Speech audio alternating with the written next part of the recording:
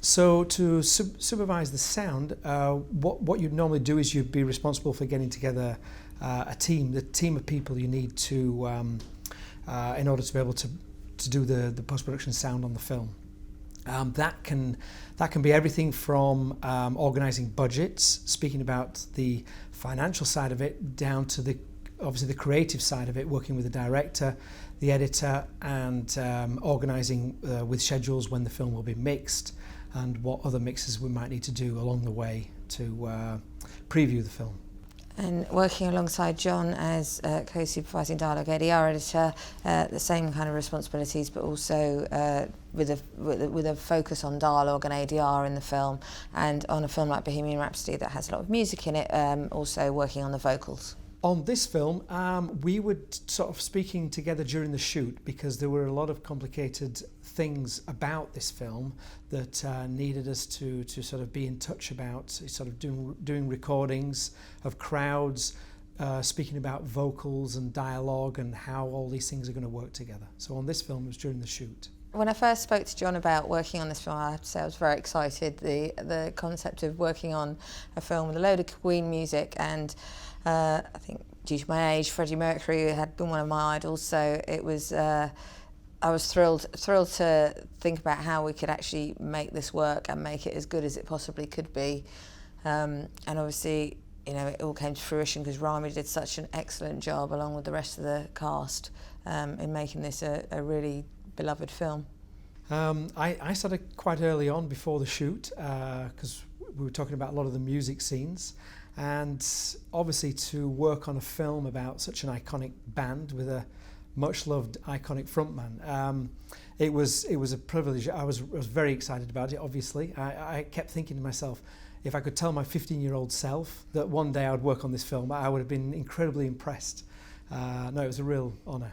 I mean, I have worked on projects that had obviously a lot of re-recording, working on Gravity and Everest, things where basically the production recordings were for the most part unusable in the film, so they did need to be re-recorded. But this obviously had the extra element, working with the vocals, it's the musicality of making sure that, so I can fit the vocals into the mouth, but then it also still needs to sound musical. So it's basically taking on those aspects as well, which I just found absolutely fascinating, to be honest. And it was a great challenge, but it was very satisfying when it worked.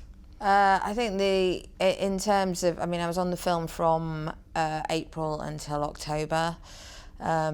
It was quite a lot of months of editing. Obviously, during that process, the cut is changing, and so you're on it, and you're kind of keeping up with the other elements of the film that are moving forwards as well. So you're not solidly just doing what your job entails during that time, or what the end result would have taken to get to that point, if you see what I mean. But it certainly took weeks to get Live Aid as we wanted it. Apart from all the other elements of the film, you know, plenty of dialogue scenes as well. I've worked on other concert films before, and I know that when you take the recordings that have been recorded from the concert, and if you try to turn up the crowd, it actually, all you get is more of the kind of the slap of the reverb in those microphones. So I knew it was going to be quite a key thing to be able to get the sound of the Live Aid crowd. We wanted to get them separate, completely clean. That we saw on the schedule that there was a second unit shoot day when they had 600 extras on to do all the sort of crane shots and close-ups of the crowd. So I asked the line producer if it would be possible to record the crowd singing on this day, and he said it'd be fine as long as I did it between camera setups, because obviously those days are very sort of pressured for time. So we recorded that crowd down using a kind of a call and response technique, slightly inspired by Freddie's Live Aid performance when he does his deos, and the crowd all say the same thing back that he's just said to them. So we created these sessions where we played back a line to the crowd, and they then sang that line back so we could record it clean. And we always sort of discussed about how we would need to have the sort of bigger size of the crowd, and then the more immediate size of the crowd, the more sort of crowd around you, and then we'd also need to get all the individuals. This is something myself and Nina discussed a lot. So we got the larger crowd on the Live Aid shoot, but then Nina got the medium crowd and the individuals in exterior space at Shepperton and in an ADR theatre for the individuals.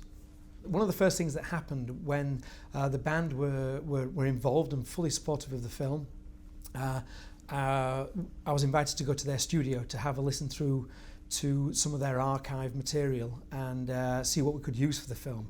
And obviously they have a huge archive, and then they came up to Abbey Road one day when we were doing some sort of recording, and Brian came up to explain to us about how he'd created the song We Will Rock You. And so he brought his guitar with him, and we recorded down him playing the guitar and him explaining to him. I remember thinking to myself that I'm at Abbey Road Studios recording Brian May from Queen, and this was, again, if I could have told my 15-year-old self that this was going to happen, then that would have been incredibly impressive. Brian came to Abbey Road and he explained to us exactly how that song happened, and the way that song happened is how it's done in the film. They wanted to create this song for their audience. They realised that the audience wanted to join in, so he wanted to give them their own song, and that's how he came up with We Will Rock You. Yeah. I'm still a Queen fan. I've got 3 kids who are now discovering things like Live Aid for the first time. Obviously, I was a teenager when Live Aid came out, but so now the Queen is still playing in our house, and I have to say I'm not sick of it yet. Well, they always say a sign of a good song is when you get to the end of the mix in the studio, and if you still like the song or can still listen to it, then it's a good song. And obviously we worked with those songs for probably about a year and a half, and by the end of the process I still wasn't sick of the songs. They still sound fantastic. So yeah, it's really great music. Yeah. I'd say to people who are getting started, it's not always the easiest industry. It's a tough industry. You have to work really, really hard. You have to learn quickly, and I would just say, get in there, take on board every experience you possibly can. If you get an opportunity to try and teach yourself something about the role you're trying to fill, take it, and make sure you listen and try and read the room around you. So much of it is you've got so many creative people around. I think it's always quite important to keep an ear on the room and try and sit back and maybe just see how it all works, understand how it all works before you start piling in too much, but at the same time grab every opportunity with both hands. Yeah, there's almost 2 sides to working in the film industry. There's the side where the best thing to do is to probably watch as many films as you possibly can and work out the area that you want to go into and try and understand and learn as much as you can about the actual skill of doing whichever craft you want to do. That's one side of it, and there's another side of it where in a sort of workplace, it is the kind of work where it's not a sort of 9-to-5 job where you're going to just go at the same time every day. When people have screenings or when everybody gets nervous, and so they want the team to pull together, and that can often require just committing to the film. So it is more of a commitment than a normal job. But yeah, so a sort of balance between the two.